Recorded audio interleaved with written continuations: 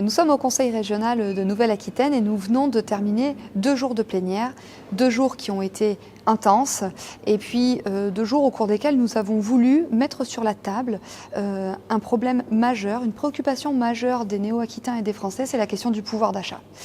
Et oui, parce qu'ici c'est une région socialiste et on a l'impression qu'ils sont un petit peu déconnectés des problématiques de pouvoir d'achat des Néo-Aquitains, alors que 84% des Néo-Aquitains estiment avoir perdu du pouvoir d'achat ces dernières années.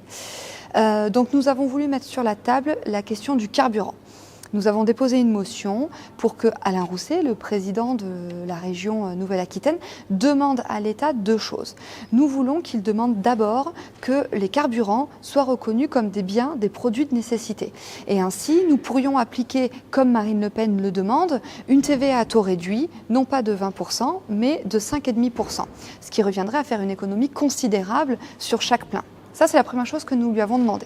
La deuxième chose que nous lui avons demandé, c'est nous voulons qu'il sollicite le gouvernement pour que le gouvernement baisse les taxes qu'il a augmentées il y a quelques années. Vous vous souvenez, quand Emmanuel Macron était ministre de l'économie et puis quand il est devenu président de la République, il a augmenté les taxes sur le carburant et c'est d'ailleurs ce qui avait provoqué la colère légitime des Gilets jaunes.